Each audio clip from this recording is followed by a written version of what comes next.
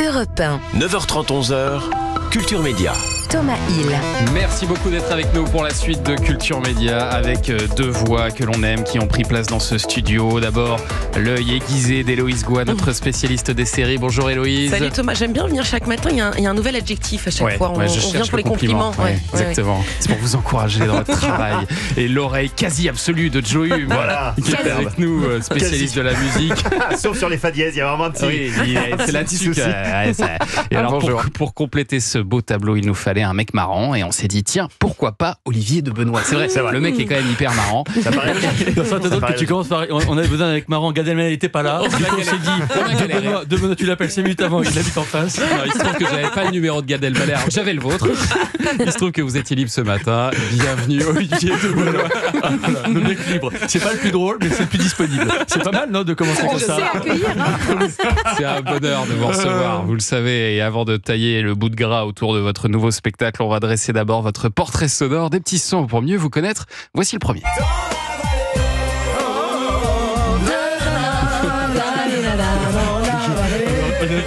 Je veux dire, on est bien d'accord que c'est un truc sur la Bretagne, non? Parce que la vallée d'Anna, mais je ne savais pas que c'était en Bretagne. Ah bah bien sûr, c'est la tradition. La dernière fois que je vous ai reçu à Europe 1, on a parlé de vos racines belges. Oui. Et donc là, maintenant, j'aimerais vous parler de vos racines bretonnes. Oui, exactement. C'est le mec qui est complètement opportuniste. Tu sais qu'il a un pied dans chaque région.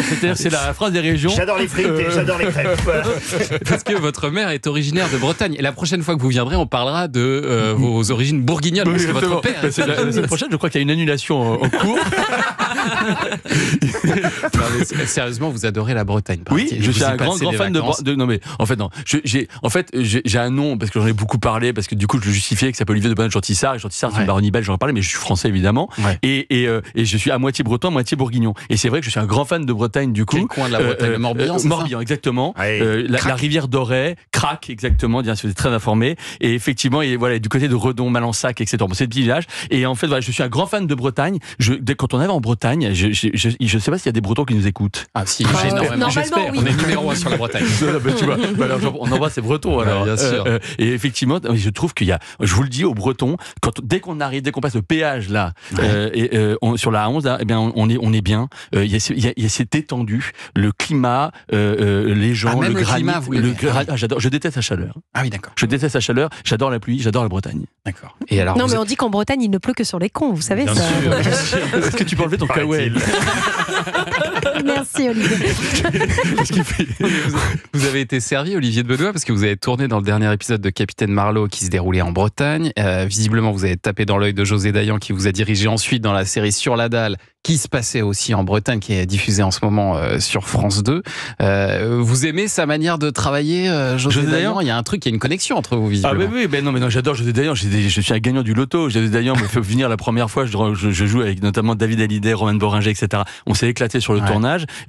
Et elle me rappelle pour jouer un mec un peu con. Elle me dit vous êtes le personnage. Donc voilà. Donc je cherchais un con et je suis passé par là. Et donc non, mais j'ai quand même avec tourné. J'ai tourné quasiment. J'ai eu 20 ou 25 jours de tournage avec Yvan Attal, Vierge de Doyen, Sylvie Testu, Claude Langsin, etc. Michel Esco, excellent comédien. Il y en a plein. Et c'est vrai que je me suis retrouvé dans cette bande. Donc c'est vrai que j'ai été émerveillé et j'ai adoré parce que ça tourne très vite. Ouais. Et en fait, c'est vrai que c'est un peu ce qui angoisse les comédiens quand on est habitué, quand on a. Il faut être bon tout de suite. Il faut être bon tout de suite. Ouais. On n'a qu'une prise. Ouais. Et donc voilà, j'ai passé un moment excellent. Et c'est vrai que vous avez été bon sur la plupart des prises. Hein. Oui. Alors je suis. Parce que vous étiez là, Thomas, bien entendu, sur le tournage. C'est que je l'ai vu. J'ai vu sur la. C'est en cours de diffusion en ce moment sur France 2. Gentil. La dernière fois, voilà, que j'ai fait qu'une prise, c'était dans un film érotique, mais avec Thomas Hill, d'ailleurs, qui a eu malheureusement qu'un petit rôle. Il a été coupé au montage. Effectivement. Allez, prochain extrait avant que ça dérape. Mais à présent, les journalistes ne sont plus que d'infâmes cafards. Ce gavant de l'anecdotique crapuleux. Les journalistes sont les acariens du monde moderne. Ils se nourrissent de nos peaux mortes. Ils ne découvrent plus, ils observent platement comme une vache à un train, et ils beuglent leurs inepties, nous éclaboussant de toute leur paresse intellectuelle. Parce que ça, paresseux, ils le sont. 5 heures. Benoît Poelvoorde, qui était notre invité hier, qui taille un joli costard à tous les journalistes dans ce seul en scène qui s'appelle Modèle déposé. Et c'est la première pièce que vous avez montée, Olivier de Benoît. Oui, exactement. C'est un seul en scène que Poelvoorde avait joué et que j'ai récupéré sans savoir d'ailleurs au départ qui était Poelvoorde. Ah oui. C'est ça qui est drôle. Je suis allé dans une librairie théâtrale et chercher une comédie à 2 personnages. Et ça commençait par les comédies à un personnage. Donc je lis et la première phrase de cette pièce, Modèle déposé, c'est Poelvoorde va au chiottes et il revient en disant c'est bizarre cette manie que les dames pipi ont mouillé leurs pièces. Et donc je me dis tiens c'est étonnant cette espèce de truc un peu improbable. Et je me dis tiens je la joue. Donc c'est comme ça que je fais du one man show. C'est totalement improbable. Et donc voilà. Alors évidemment ça a servi la carrière de Poelvoorde. Bien sûr.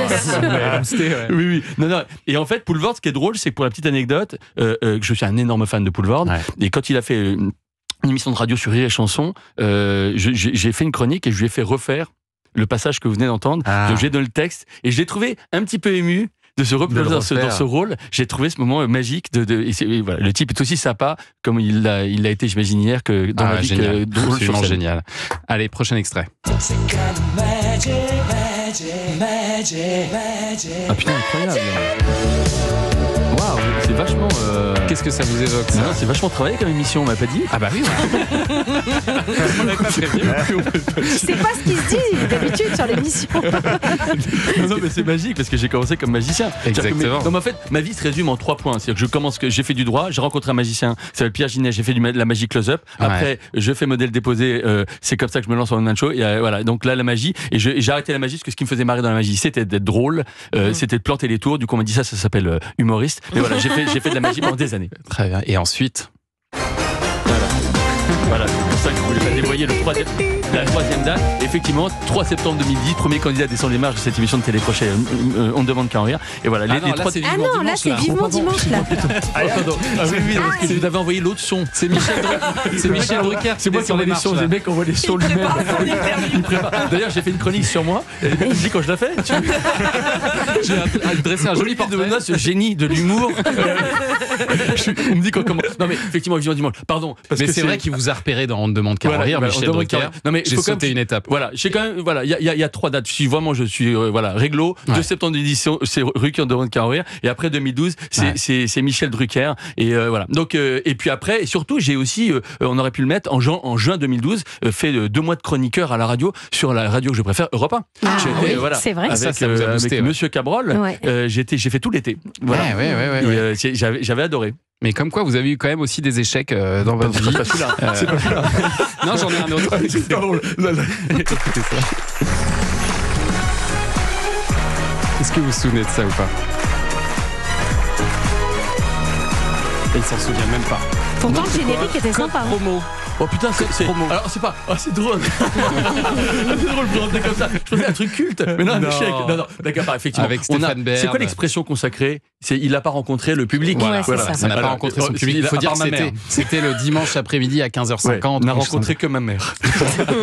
C'est une émission de France 2 qui n'a pas duré. C'est une idée, je le maintiens, qu'elle était une bonne idée. L'idée est bonne, c'est de considérer que les invités, quand vous faites vous invitez des gens pour défendre un projet, un film, etc.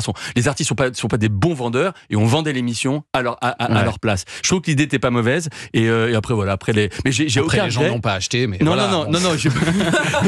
On avait bien commencé, puis après on a eu 3 mois de JO d'hiver, etc. Et après on est revenu, on n'a jamais réussi à redresser la barre. Allez, on va parler maintenant de votre nouveau spectacle, Le Droit au Bonheur, que vous jouez, Olivier de Benoît, en ce moment à l'Européen à Paris. On revient tout de suite.